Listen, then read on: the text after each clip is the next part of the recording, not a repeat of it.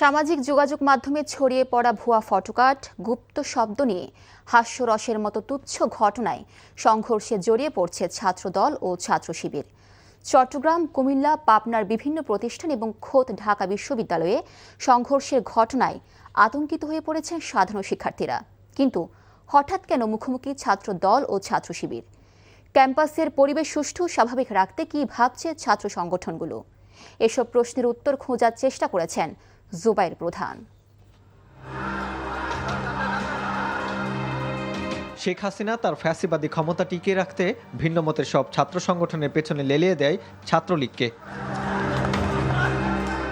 ছাত্রদল ও ছাত্র শিবির সহ অপর সংগঠনের নেতাকর্মীদের উপর বর্বর হামলা করে ক্যাম্পাস ছাড়া করে ছাত্রলীগ। সবশেষ জুলাই আন্দোলনেও মরণ কামড় দেয় এই সংগঠনটি। তবে শেষ রক্ষা হয়নি।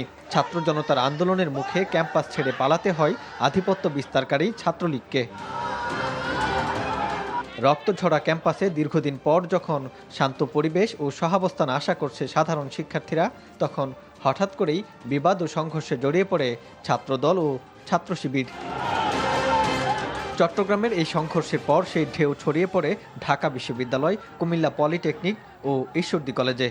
কোথাও গ্রাফিতিতে প্রতিপক্ষের বিরুদ্ধে ব্যঙ্গাত্মক লেখা, কোথাও আবার সামাজিক যোগাযোগ মাধ্যমে ভুয়া ফটোকার্ড যাচাই বাছাই না করে তাৎক্ষণিক প্রতিক্রিয়া দেখানো।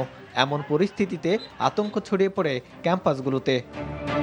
দীর্ঘ ১.৫ দশকের লেজুরবৃত্তি ও দখলদারির রাজনীতির অবসানের পর একটি সুস্থ ধারার ছাত্র রাজনীতি দেখার আকাঙ্ক্ষা ছিল দেশের মানুষের। প্রত্যাশা ছিল শিক্ষা প্রতিষ্ঠান হবে মেধাচর্চা এবং গণতান্ত্রিক মূল্যবোধ চর্চার উর্বর ভূমি। হঠাৎ কেন পরস্পর বিবাদে জড়িয়ে পড়ছে ফ্যাসিবাদ বিরোধী আন্দোলন করা ছাত্র সংগঠনগুলো? মারামারির কালচার অবশ্যই ভালো না।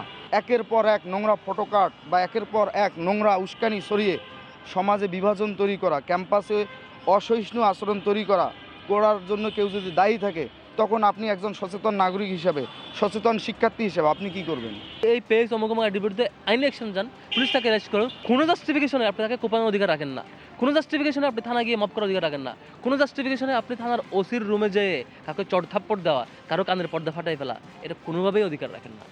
কেন্দ্রীয় নেতারা দাবি করছেন সংঘাত নয়, শিক্ষাঙ্গনে সুস্থ ধারার রাজনীতি চর্চা করে তাদের সংগঠন। সবাইকে অত্যন্ত সহনশীল আচরণ করতে হবে এবং সোশ্যাল মিডিয়াও রিঅ্যাকশনের ক্ষেত্রে সহনশীলভাবে প্রতিক্রিয়া দেখাতে হবে।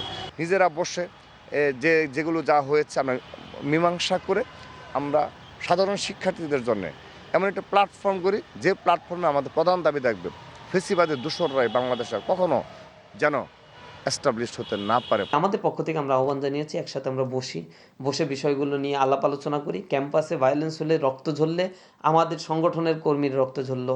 ছাত্র রাজনীতির ব্যাপারে ওভারঅল মানুষের খারাপ পারসেপশন গেল এবং আমাদের মধ্যে যে সম্পর্কের অবনতি, এটা তো যারা হচ্ছে আমাদের দুষ্কৃতিকারী বা যারা আমাদের শত্রু, তারা এটা থেকে ফায়দা নিতে পারে। ঢাকা বিশ্ববিদ্যালয়ের ক্যাম্পাস উত্তপ্ত হলে তার ঢেউ ছড়িয়ে পড়ে দেশের অন্যান্য ক্যাম্পাসেও। তাই ক্যাম্পাস শান্ত রাখতে বিবাদমান ছাত্র সংগঠনগুলোর নেতাদের সাথে আলোচনা করে পরিবেশ ঠিক রাখার আশ্বাস বিশ্ববিদ্যালয় প্রশাসনের। বিশ্ববিদ্যালয় এমন একটা জায়গা যেখানে আমরা যদি সামান্যতম বিচ্যুত হয়ে জায়গা থেকে এলোমেলো হই, তাহলে আমাদেরকে কেউ ক্ষমা করবে না। এই জন্য আমরা তদন্ত কমিটি করে সঠিক ব্যক্তিদেরকে চিহ্নিত করার জন্য বলি এবং তাদেরকে বলি সুপারিশমালা পেশ করার জন্য। আমাদের বিবেচ্য বিষয় হলো একটা কনজেনিয়াল অ্যাটমসফিয়ার তৈরি করা, একটা শান্তিপূর্ণ অবস্থান তৈরি করা। সেটা যদি শাস্তি দিয়ে সম্ভব হয় তাই করব, সেটা যদি শাস্তি না দিয়ে অন্য কোনো মেকানিজম সম্ভব সেটা করব। দুই ছাত্র সংগঠনের রেষারেষির মাঝখানে ঢুকে কার্যক্রম নিষিদ্ধ ছাত্রলীগ কোনো নাশকতা করে কিনা সেই দিকেও নজর রাখার তাগিদ অভিভাবকদের। জুবাইর প্রধান, NTV নিউজ, ঢাকা।